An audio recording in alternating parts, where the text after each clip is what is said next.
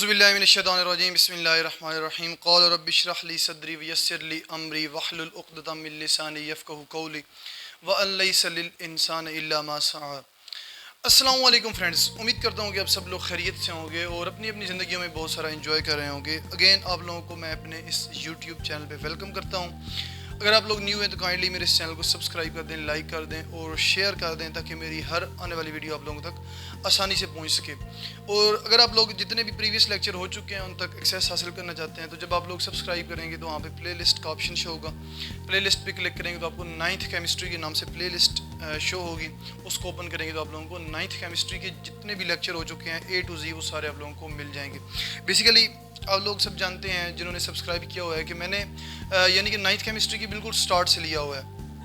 बीच में कोई टॉपिक छोड़ा नहीं है, कोई एक्सरसाइज, कोई एक्टिविटी, कोई कुछ भी नहीं छोड़ा हुआ है मैंने, ठीक है। मैंने यानी कि A to Z सारी चीज़ें आप लोगों को करवाता आ रहा हूँ। तो काइंडली आप लोगों से यही रिक्वेस्ट है कि शुरू से लेक्चर देखना शुरू करें।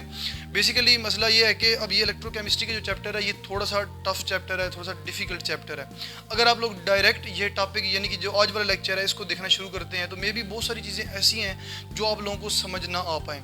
तो बेसिकली मेरे जितने भी लेक्चर होते हैं वो पिछले प्रीवियस लेक्चर से कनेक्टेड होते हैं। तो कोशिश करें कि आप लोग शुरू से देखना शुरू करें।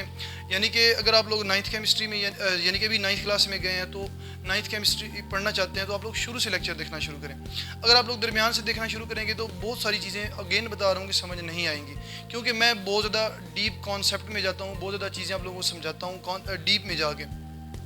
तो अक्सर बच्चों को फिर ये चीज़ें समझ नहीं आती, फिर वो छोड़ देते हैं। तो मेरा जो मेन इंपॉर्टेंट मकसद है वो यही है कि बच्चों को कॉन्सेप्ट की तरफ लाना, ठीक है। रट्टा वाले जो रट्टा लगाने वाले जो चैनल है वो और बहुत ज़्यादा है, ठीक है, जो आप लोगों को रट्टा लगवाते हैं या आप लोगों को यानी कि मोटी मोटी चीज़ें बता देते हैं और नोट्स बनवा देते हैं। मैं यहाँ पे जो चीज़ें लिखता हूँ यानी कि A to Z, एक तो सारी चीज़ें लिखता हूँ जितनी बुक के अंदर हैं, सारी चीज़ें कवर करता हूँ और उनको एक नोट्स की फॉर्म में लिखता हूँ और दूसरा आप लोगों को कॉन्सेप्चुअल स्टडी की तरफ लाता हूँ।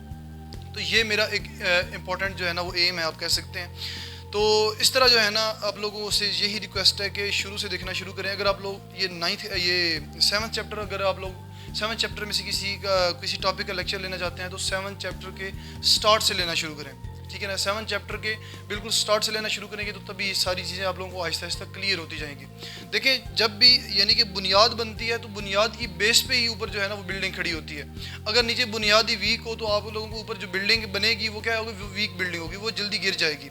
तो कहने का मतलब यही है कि सबसे पहले आप लोग चैप्टर की बेस बनाएं। बेस जब बनती है तो फिर आप लोगों को आगे जो डिफ़िकल्ट टॉपिक होते हैं वो आप लोगों को समझ यानी कि आते चले जाते हैं, कोई इतना मसला नहीं होता।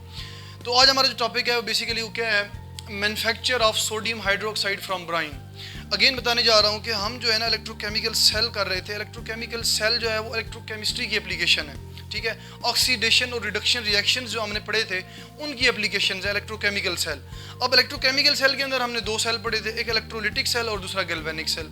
अब जो इलेक्ट्रोलिटिक सेल और गैल्वेनिक सेल है इनके हमने जर्नल प्रिंसिपल पढ़े थे, ठीक है ना। General principle, general working, general इनकी कंस्ट्रक्शन यानी कि ओवरऑल इनकी कंस्ट्रक्शन देखी थी। एक स्पेसिफिक एग्जांपल इंडस्ट्रियल लेवल पे हमने नहीं की थी। तो ये हमारे पास जो एग्जांपल है ये बेसिकली इलेक्ट्रोलिटिक सेल की एप्लीकेशंस हैं। इलेक्ट्रोलिटिक सेल की एप्लीकेशंस हैं, गैल्वेनिक सेल की एप्लीकेशन है। आप लोगों की बुक के अंदर गैल्वेनिक सेल की एप्लीकेशंस नहीं है, जस्ट इलेक्ट्रोलिटिक सेल की एप्लीकेशन है इंडस्ट्रियल लेवल पे, जो कि पहली एग्जांपल हम कर चुके हैं, manufacture of sodium metal from fused NaCl, ठीक है। तो एक एग्जांपल वो थी इलेक्ट्रोलिटिक सेल की और ये दूसरी एग्जांपल है इलेक्ट्रोलिटिक सेल की, या आप कह सकते हैं इलेक्ट्रोलिटिक सेल की दूसरी एप्लीकेशन है manufacture of sodium hydroxide from brine. यानी कि NaCl से क्या बनाना है हमने, सोडियम हाइड्रोक्साइड बनाना है, जिसे हम कास्टिक सोडा भी बोलते हैं। ये कास्टिक सोडा बेसिकली कहाँ पे यूज़ होता है, कहाँ पे यूज़ करते हैं, ये हम जो है ना वो कह सकते हैं साबुन बनाने में भी यूज़ करते हैं, ठीक है। तो इसके अलावा जो है ना और भी बहुत सारी जगह पे यूज़ होता है। तो बेसिकली इसको जो है ना वो साबुन बनाने में यूज़ करते हैं कास्टिक सोडा को, तो इसलिए इसको बोलते भी कास्टिक सोडा है। तो इसके अलावा इसका एक और नाम भी है सोडियम हाइड्रोक्साइड भी बोलते हैं इसको, ठीक है। केमिकल जो इसका नाम है वो क्या है, सोडियम हाइड्रोक्साइड, और जो इसका कॉमन नाम है वो आप कह सकते हैं कि क्या है, कास्टिक सोडा है। सिंबल इसका क्या है, सोडियम हाइड्रोक्साइड। तो बेसिकली ये हम कहाँ से किससे बना रहे हैं, सोडियम क्लोराइड से बना रहे हैं, नमक से बना रहे हैं। मैंने आप लोगों को पिछले प्रीवियस लेक्चर में बताया था कि नमक जो है वो क्या है, एक चीप हमारे पास रिएक्टेंट है, आप कह सकते हैं चीप जो है ना वो इजीली अवेलेबल है। ठीक है, जब इजीली कोई चीज़ अवेलेबल होती है और उससे महंगी चीज़ बन रही हो तो यानी कि कितना ज़्यादा फ़ायदा है। तो एक तो नमक एक चीप है, क्यों चीप है, क्योंकि इजीली अवेलेबल है पाकिस्तान के अंदर। ठीक है, इस वजह से जो है ना इससे हम डिफरेंट प्रोडक्ट्स बनाते हैं। तो जो पिछली एप्लीकेशन देखी थी उसके अंदर हमने नमक से क्या बनाया था, यानी कि सोडियम मेटल बनाया था। अब उसके अंदर हमने ब्राइन यूज़ नहीं किया था। ठीक है, यहाँ पे हम ब्राइन यूज़ कर रहे हैं, वहाँ पे हम ब्राइन यूज़ नहीं किया था। बेसिकली ब्राइन बोलते किसको हैं, ब्राइन होता है एक्वस सोल्यूशन ऑफ NaCl, यानी सोडियम क्लोराइड का पानी के अंदर सोल्यूशन, वाटर के अंदर सोल्यूशन, नमक का पानी के अंदर सोल्यूशन, इसको हम क्या बोलते हैं, ब्राइन बोलते हैं। यानी कि एक्वस सोल्यूशन ऑफ NaCl को क्या बोलते हैं, ब्राइन बोलते हैं। तो जो हमने पिछले एग्जांपल की थी जिसमें हमने सोडियम मेटल बनाया था किससे, फ्यूज्ड NaCl से, तो वहाँ पे हमने ब्राइन यूज़ नहीं किया था, वहाँ पे हमने प्योर NaCl यूज़ किया था। उसके अंदर वाटर का कोई कंटेंट नहीं था। ठीक है, उसके अंदर वाटर नहीं था। उसका रीज़न क्या है, बेसिकली हमने प्योर सोडियम मेटल बनाना था और अगर वहाँ पे वाटर आ जाता तो फिर हमारे पास ये वाले रिएक्शन होने थे, हमारे पास सोडियम हाइड्रोक्साइड बनना था। ठीक है, क्योंकि वहाँ पे हमने जस्ट क्या बनाना था, सोडियम, प्योर सोडियम मेटल बनाना था। इस वजह से वहाँ पे हमने सिर्फ क्या यूज़ किया, NaCl, प्योर NaCl। और उस NaCl को हमने क्या किया था, फ्यूज़ किया था, मोल्टन स्टेट में कन्वर्ट किया था, लिक्विड स्टेट में, प्योर NaCl को, यानी सॉलिड NaCl को लिक्विड NaCl के अंदर कन्वर्ट करके हमने क्या किया था, वहाँ पे फिर सोडियम क्लोराइड का इलेक्ट्रोलिसिस करवा के उससे प्योर सोडियम मेटल प्रिपेयर किया था। लेकिन यहाँ पे हम क्या कर रहे हैं, यहाँ पे हम एक्वस सोल्यूशन सोडियम क्लोराइड का यूज़ कर रहे हैं। समझ आ गई इस चीज़ की। तो एक्वस सोल्यूशन यूज़ करके हम फिर क्या प्रिपेयर कर रहे हैं, सोडियम हाइड्रोक्साइड। एक्वस सोल्यूशन क्यों यूज़ कर रहे हैं ये हम आगे चल के देखते हैं। तो चलते हैं अपने टॉपिक पे। On industrial scale sodium hydroxide or caustic soda is produced by the electrolysis of brine, aqueous solution of NaCl। यहाँ में मैंने लिख दिया ब्राइन का मतलब क्या है, aqueous solution of NaCl by using Nelson cell। अब हमने इलेक्ट्रोलाइटिक सेल के आगे मजीद दो सेल पढ़े थे कि इलेक्ट्रोलाइटिक सेल की एग्जांपल एक डाउन सेल है और दूसरा कौन सा है, नेल्सन सेल है। तो जो डाउन सेल है वो हमने कहाँ भी यूज़ किया था, वो हमने सोडियम मेटल की प्रेपरेशन में पिछले लेक्चर में जो यूज़ किया। तो यहाँ पे हम नेल्सन सेल यूज़ कर रहे हैं सोडियम हाइड्रोक्साइड की प्रेपरेशन के लिए। ये डाउन सेल और नेल्सन सेल ये अलग अलग सेल हैं, लेकिन दोनों किस प्रिंसिपल की बेस पे वर्क करते हैं, इलेक्ट्रोलाइटिक सेल के प्रिंसिपल की बेस पे वर्क करते हैं। ठीक है, कंस्ट्रक्शन देखते हैं। कंस्ट्रक्शन में सेम वही, एक एनोड होगा एक कैथोड होगा। हमारे पास क्या होगा कि इलेक्ट्रोलाइट होगा, इलेक्ट्रोलाइट का जब इलेक्ट्रोलिसिस करवाएंगे तो क्या होगा कि वहाँ पे हमारे पास प्रोडक्ट्स बनेगी और एनोड और कैथोड पे प्रोडक्ट्स बनेगी। सेम टू सेम प्रिंसिपल वही है, जस्ट कंस्ट्रक्शन थोड़ी सी डिफरेंट है।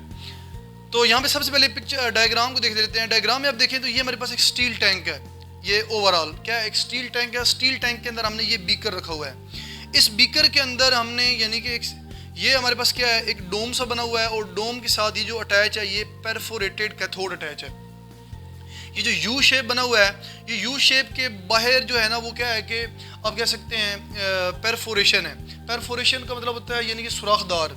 ठीक है, तो बाहर क्या है कि सुराखदार एक जाली सी लगी हुई है और अंदर इसकी जो है ना ये ब्लैक कलर की ये लाइनिंग लगी हुई है, ब्लैक लाइन। ठीक है, ये क्या है, ये कैथोड है, परफोरेटेड आयरन कैथोड इसको बोलते हैं। तो ये जो बाहर है इसको परफोरेटेड आयरन कैथोड बोलते हैं और ये जो अंदर जो है ना ब्लैक ये जो लाइन लगी हुई है इसको हम बोलते हैं एस्बेस्टॉस डायाफ्राम। ठीक है, ये एस्बेस्टॉस डायाफ्राम है। इस डायाफ्राम ने क्या किया हुआ है, इस लिक्विड को जो अंदर ब्राइन सोल्यूशन है ना ये सारा, इसको होल्ड किया हुआ है, इसको पकड़ा हुआ है इस डायाफ्राम ने।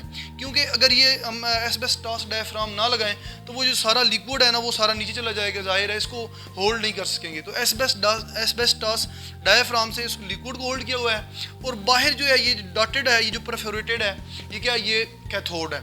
ये परफोरेटेड यू शेप कैथोड है और इसके अंदर जो है ना सोल्यूशन के अंदर क्या लगा हुआ है, एनोड लगा हुआ है।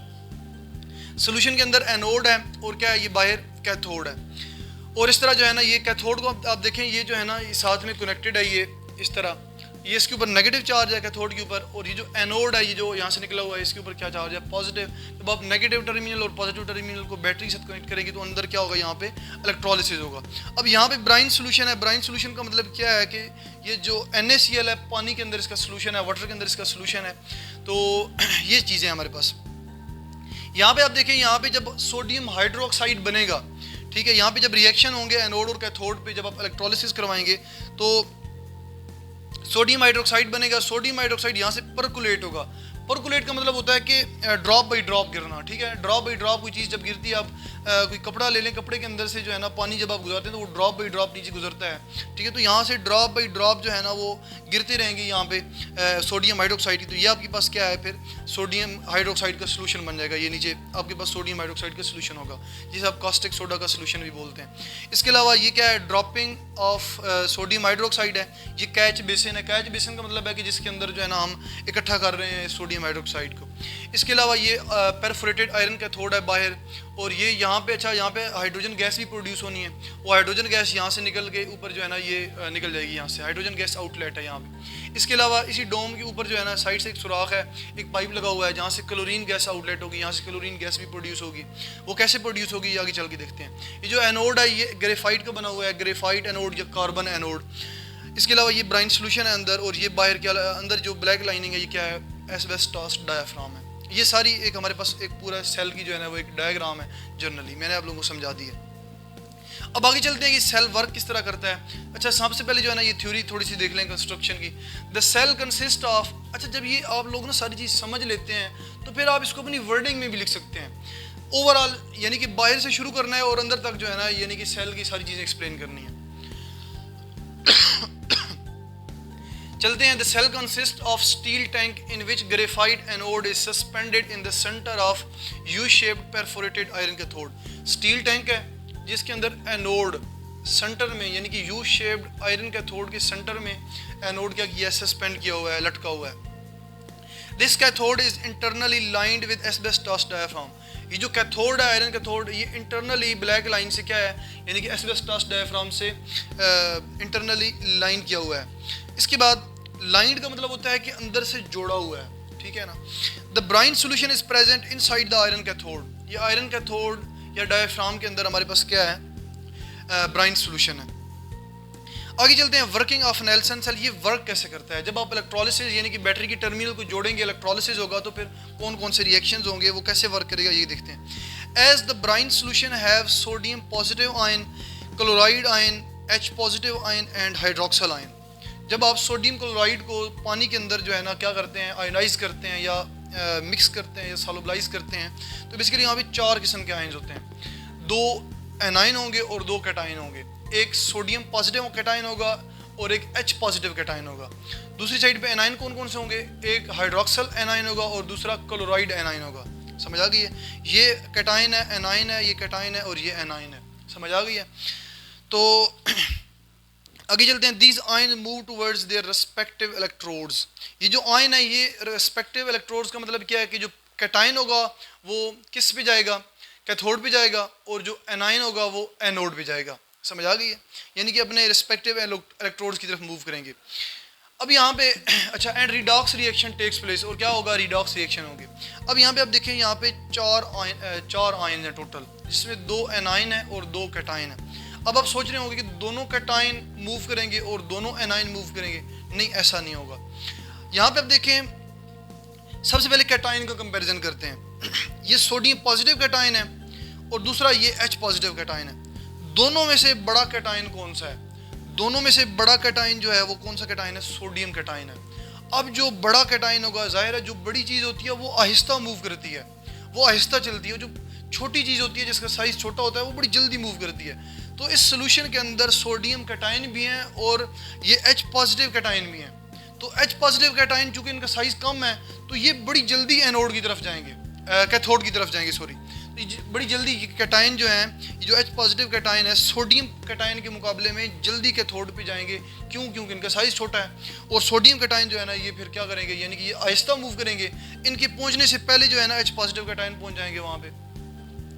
दूसरी साइड पे एनाइन देखते हैं। ये क्लोराइड एनाइन है और ये हाइड्रोक्सल एनाइन है। अब आपको पता है कि कैटाइन से बड़ा साइज़ एनाइन का वैसे भी होता है, एनाइन का साइज़ बड़ा होता है जनरली। ये हमने पहले चैप्टर के अंदर पढ़ा था कि कैटाइन से बड़ा साइज़ एनाइन का होता है। तो यहाँ पे क्लोराइड एनाइन है और हाइड्रोक्सल एनाइन है, ये 2 एनाइन है। अब इन दोनों ने इस एनोड पे जाना है, तो दोनों में से साइज़ बड़ा किसका है?